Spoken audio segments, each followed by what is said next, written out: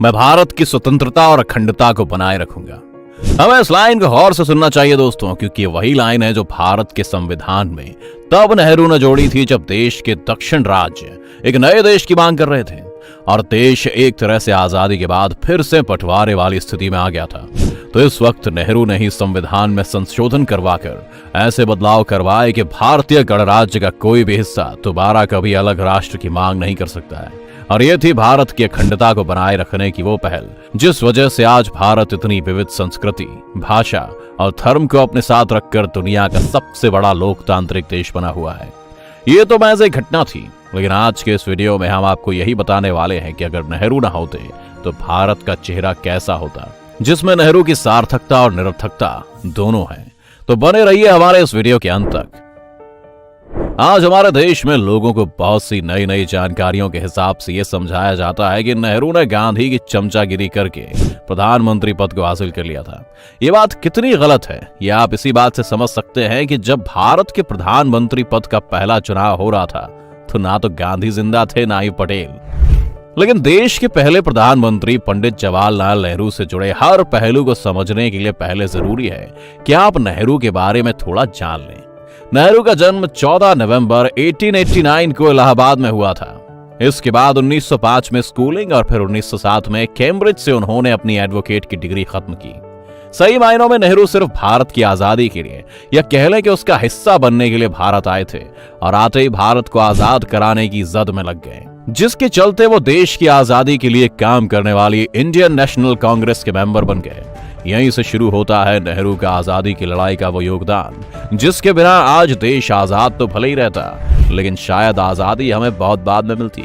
साल 1912 में वो कांग्रेस के लिए फंड इकट्ठा करने में लग गए थे, जिसके बाद उन्होंने भारत में मजदूरों पर अंग्रेजों के अत्याचार के खिलाफ एक नई मुहिम ही शुरू कर दी थी, जिसने नेहरू को देश में एक नई पहचान दिलाई। 1916 में जब अंग्रेजों द्वारा भारत को आजादी के बदले कुछ रियायत देने की बात कही गई थी तो वो नेहरू ही थे जिन्होंने पूर्ण स्वराज से कम कुछ न लेने की मांग की थी, जिसके बाद तो आजादी की लड़ाई ने एक आगे पकड़ ली थी, क्योंकि देश को एक ऐसा नया नेता मिल गया था जिसकी सोच में इतनी दूरदर्शिता थी कि उसे आजाद भारत और उसका लोकतंत्र साफ नजर आ रहा था। इसके बाद 1921 में गांधी जी के असहयोग आंदोलन में बड़ी भूमिका निभाने के कारण नेहरू पहली बार जेल गए, लेकिन जल्द ही छूट गए। छूटने के बाद नेहरू ने सुभाष चंद्र बोस के साथ मिलकर भारत की आजादी के लिए बाहरी देशों से समर्थन जुटाना शुरू कर दिया था, जिसका आगे चलकर बहुत फायदा हुआ, क्योंकि इसी की वजह से अंग्रेजों पर एक वैश्विक दबाव भी बनने लगा था। इसके बाद आजादी की लड़ाई में ऐसे ही अहम रोल अदा करने वाले नेहरू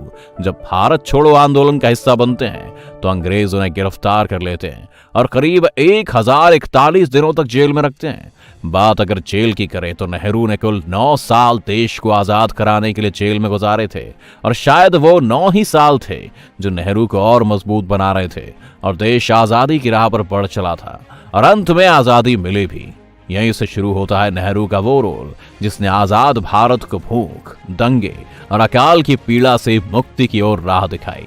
क्योंकि आजादी के बाद देश बंटवारे का दर्द झेल रहा था। कश्मीर की बगावत और कुछ वक्त पहले बंगाल में पड़े भीषण अकाल से संघर्ष कर रहा था, जिस देखकर दुनिया यही कह रही थी कि भारत कभी डेमोक्रेटिक कंट्री नहीं बन पाएगा। लेकिन नेहरू ने सब कुछ झूठ साबित करते हुए भारत को एक लोकतंत्र बनाने के लिए खुद को लगा दिया और देश को एक मजबूत संविधान देने के साथ ही साथ आजादी के तुरंत बाद देश में एक चुनाव आयोग का भी गठन किया, ताकि पूरा लोकतंत्र लोगों के हाथ से ही चल सके। सोचिए, अगर नेहरू ना होते तो संभव था कि शायद इस देश का भी लोकतंत्र साथ ही आजाद हुए पाकिस्तान की तरह होता, जहां तरक्की इस बात से नापी जाती है कि आतंकी कितने बने। इसके अलावा अगर भारत को आधुनिक बनाने की बात करें तो शिक्षा या कह लें कि विश्व की बराबरी करने के लिए विश्व स्तरीय शिक्षा को भारत लाना बेहद जरूरी था, जिसका पूरा श्रेय नेहरू को ही दिया जाना चाहिए, क्योंकि 1951 में नेहरू ने देश को जो नए मंदिर के नाम पर दिया था उसका नाम था IIT।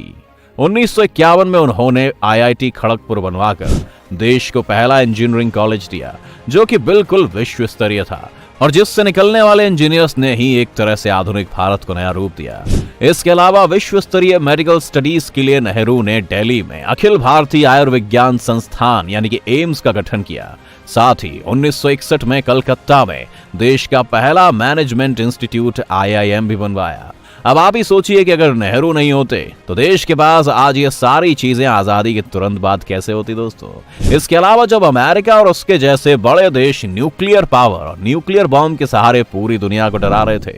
तो ये नेहरू ही थे जिन्होंने आजादी के तुरंत बाद भाभा को DAE का सेक्रेटरी नियुक्त करके देश को आजादी के बाद कुछ ही सालों में एक न्यूक्लियर पावर भी बना दिया, वो भी बिना किसी दूसरे देश की मदद के। अब इसमें नेहरू की दूरदर्शिता ही थी कि उन्हें लगा था कि अगर भारत न्यूक्लियर पावर कंट्री नहीं होता तो बाकी शक्तिशाली देश भारत को अपने अधीन बनाने की कोशिश करने लगते, जैसे आजादी के कुछ सालों तक अमेरिका ने पाकिस्तान को कर रखा था। इसके अलावा Bhilai steel plant, Bokaro steel plant जैसी फैक्ट्रियां जिन्होंने देश के इंफ्रास्ट्रक्चर को मजबूत बनाने के लिए स्टील दिए, वो भी नेहरू की ही देन है। अब अगर बात कश्मीर की कर लें तो शायद आपको ये नहीं पता होगा कि वो नेहरू ही हैं जिनकी वजह से आज कश्मीर भारत का हिस्सा है, क्योंकि जब बंटवारा हुआ था तो ये कहा गया था कि कश्मीर में जिन इलाकों में हिंदू ज्यादा है वो भारत का हिस्सा और जिन इलाकों में मुसलमान ज्यादा होंगे वो पाकिस्तान का हिस्सा होगा। और पटेल जो सारी रियासतों का विलय करा रहे थे उन्होंने भी इस बात को स्वीकार कर लिया था, लेकिन नेहरू को यह पता था कि कश्मीर के बिना भारत का मुकुट नहीं मिल पाएगा और सूफी शैव बौद्ध विचारों और विविध सभ्यताओं वाला इतना खूबसूरत कश्मीर देश से अलग हो जाएगा। इसके लिए उन्होंने ही कश्मीरी मुसलमानों को भारत के साथ जोड़ने के लिए कश्मीर में रहकर इंडियन नेशनल कांग्रेस का गठन किया और शेख अब्दुल्ला जो उस समय कश्मीर के बहुत बड़े मुस्लिम नेता थे उन्हें अपने साथ जोड़ लिया, जिस वजह से कश्मीर की मुस्लिम जनता भी भारत का हिस्सा बनने को तैयार हुई और कश्मीर भारत का एक अनोखा हिस्सा बन गया। हालांकि इन्हीं चाचा नेहरू के कुछ ऐसे पहलू भी हैं जिन्हें उनके नेगेटिव पॉइंट्स में गिना जा सकता है, जैसे कि नेहरू का चीन के लिए प्रेम देश को ऐसा झेलना पड़ा कि आजादी के बाद जब स्थिति सुधरी भी नहीं थी तभी भारत को चीन के खिलाफ एक भारी जंग में हार का सामना करना पड़ा, जिससे कि भारत की पूरे विश्व में बहुत ही थू-थू हुई थी। इसके अलावा वो नेहरू ही थे जिनकी गलती के कारण आज भारत UN यानी कि यूनाइटेड नेशंस की सुरक्षा परिषद का स्थायी सदस्य नहीं बन सका। अगर उस समय नेहरू की जगह कोई और होता तो संभव था कि आज ये नहीं होता। नेहरू की वजह से ही एक तरह से देश जिसे लोकतंत्र की परिभाषा दी गई थी वो कहीं ना कहीं राजतंत्र की तरह एक ही परिवार के हाथों में सिमट कर रह गया था, जो कहीं ना कहीं लोकतंत्र पर एक प्रहार की तरह ही साबित हुआ।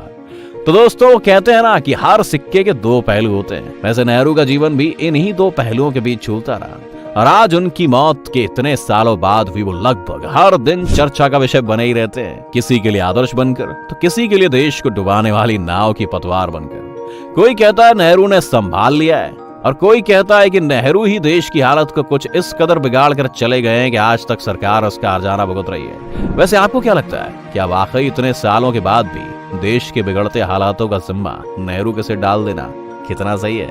और आपकी पूर्व PM नेहरू के बारे में क्या राय है?